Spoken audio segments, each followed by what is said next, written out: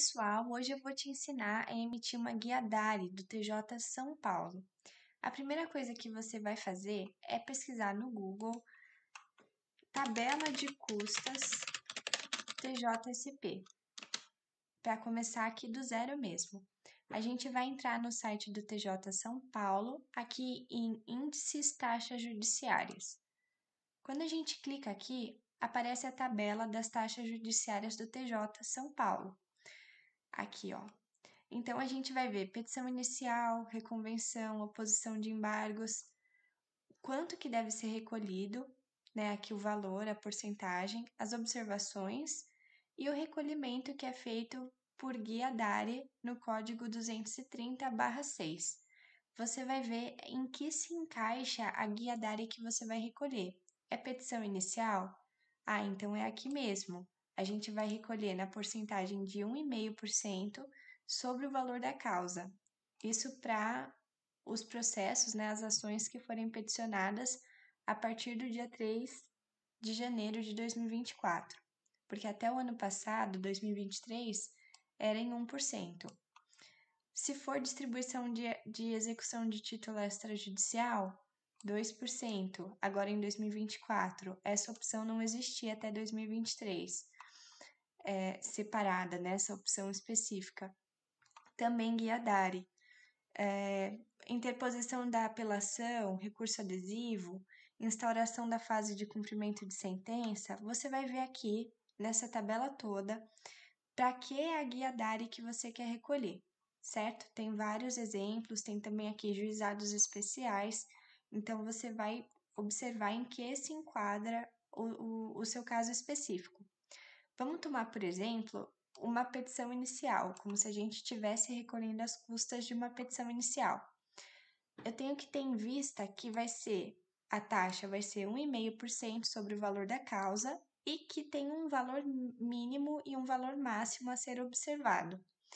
Mínimo de 5 FESPs e máximo de 3.000 FESPs, levando em consideração que em 2024 o valor da UFESP é de 35,36. O que isso quer dizer? Eu peguei aqui para explicar para vocês dois exemplos. Se o meu valor da causa for R$ 5.000, a taxa da petição inicial é de 1,5%. Então, em tese, eu teria que recolher a minha guia DARE no valor de R$ 75. Contudo, eu tenho que ter em vista, tenho que observar esse valor mínimo de 5 FESPs. Então, eu vou fazer 5 vezes 35,36, que é o valor da guia DARE, R$ 35, aliás, o valor da UFESP, desculpa, que é R$ 35,36, e isso vai me totalizar o valor mínimo de R$ 176,80. Então, ainda que, hipoteticamente, né, o meu valor fosse menor, eu vou ter que recolher o valor mínimo de R$ 176,80 sempre. Se a gente acaba recolhendo a menor, normalmente vem ali um ato ordinatório do cartório determinando o complemento, né, dessas custas. E agora o exemplo 2. Supondo que o valor da causa seja R$ 10 milhões. A taxa seria de 1,5%, que dá R$ 150 mil.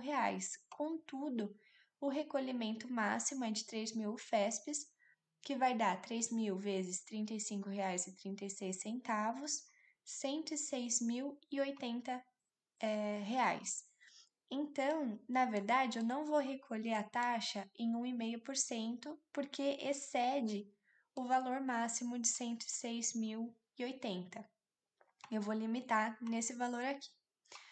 Muito bem. Então, agora a gente vai efetivamente preencher uma guia DARE. Eu clico aqui em guia DARE e eu sou direcionada para essa página do Tribunal de Justiça.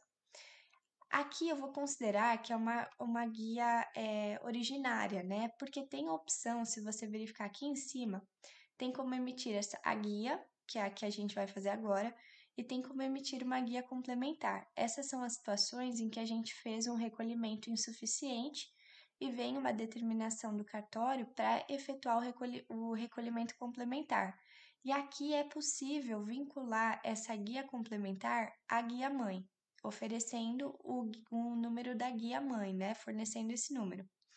e tem também a opção de depósito judicial, mas que é uma outra situação. Aqui a gente está considerando a taxa judiciária da petição inicial. Então, o que eu vou fazer?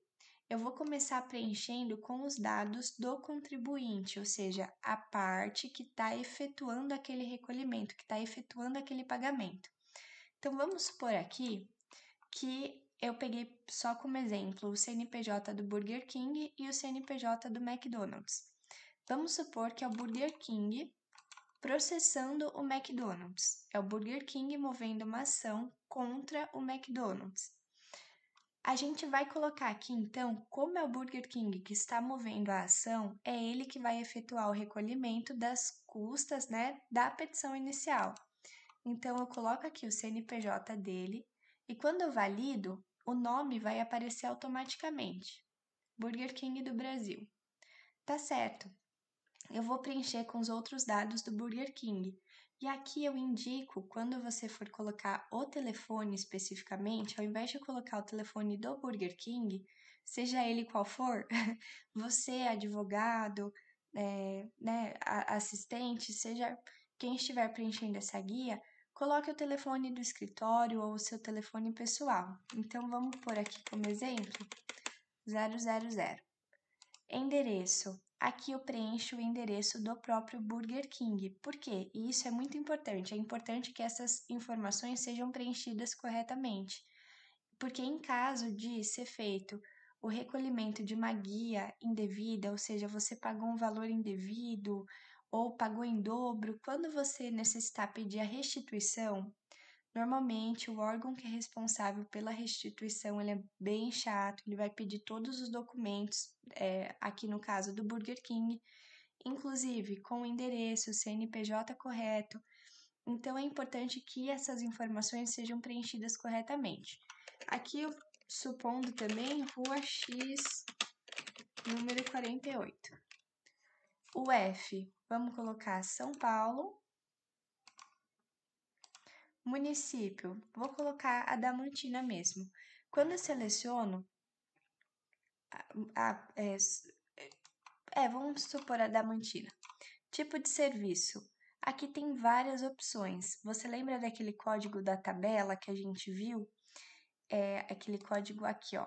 Guia da área, petição inicial, código 230-6. Mas você vai ver que também distribuição da execução de título extrajudicial é 230-6, enfim.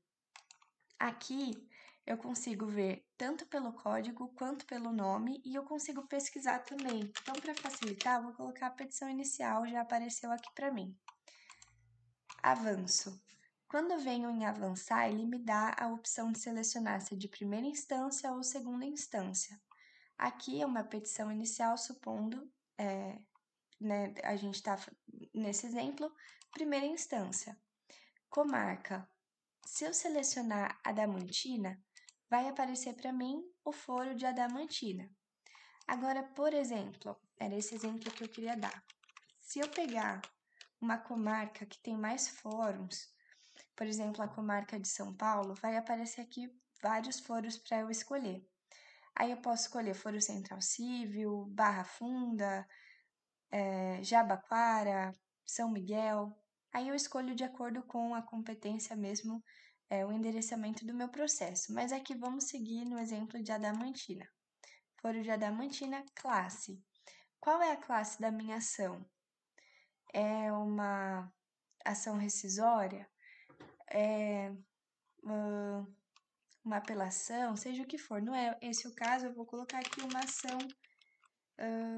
vamos ver, só como exemplo, uma ação de alimentos, vamos pôr civil, o que aparece?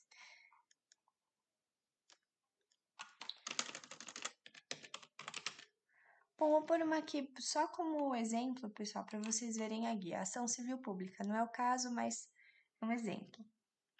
Aqui, logo em seguida, eu vou ter que preencher as partes do processo. Quando eu venho preencher, ele vai me pedir as informações do CNPJ, aqui eu vou colocar o do Burger King, colo. Quando eu for preencher o nome, aqui não é automático, eu mesma preciso colocar Burger King.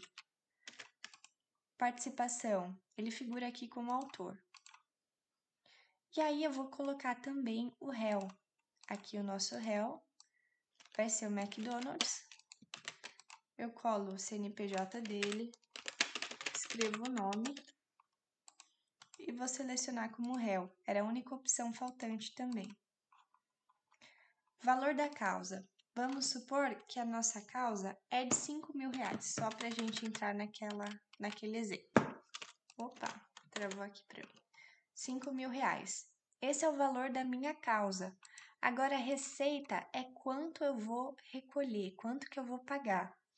Se eu fizesse na porcentagem de 1,5%, a taxa, judiciária em 1,5%, daria R$75, só que a gente já viu que tem um recolhimento mínimo de 5 FESPs. Então, aqui a minha guia vai ser no valor de R$176,80. Taxa de mandato é algo que que não existe mais. Antes tinha, sempre que a gente ajuizava uma ação, precisava recolher essa taxa de mandato, que era necessária para habilitar o advogado nos autos. Não é mais preciso, foi determinado como, salvo engano, inconstitucional. Então, a gente não vai preencher nada. Receita referente ao litisconsórcio também não. Eu adiciono. Aqui eu vou conferir os dados da minha guia. Olha, quem está efetuando o recolhimento, os dados do contribuinte, Burger King, endereço, telefone, CNPJ, UF, município, aqui tudo dele, tá? O endereço do Burger King, o UF do Burger King, município do Burger King, endereço dele. Petição inicial, eu vou emitir a guia. E aí a gente já vai ter aqui, gerou a guia, é sempre bom eu já salvar o número, porque às vezes acontece do sistema cair, e se você tem o número da guia, você consegue recuperar ela, senão é necessário realizar todo aquele processo de emissão novamente. Não que seja uma perda grande, mas acaba perdendo tempo. Então, para poupar, a gente já garante aqui e clica no olhinho, sempre clica no olhinho. Você vai visualizar o documento, que é a sua guia da área, tá aqui, certinho, ó. Nome, razão social Burger King, o endereço dele, o CNPJ base, a data de vencimento da guia. Isso é um ponto um pouco ruim do TJ São Paulo. As guias, elas são emitidas e vencem no mesmo dia. Então, o que eu recomendo é que o dia que você for efetuar o pagamento da guia ou o seu cliente, você já emite essa guia bem cedinho, ou combina da melhor forma possível, porque a guia vence no mesmo dia da emissão. Então, é importante ter isso em vista. O valor da guia e o número da DARI. Com esse número, a gente tem também a guia mãe, no caso de recolhimento complementar, mas basicamente é isso. Espero ter ajudado vocês. Qualquer dúvida, podem colocar aqui nos comentários. Tchau, tchau!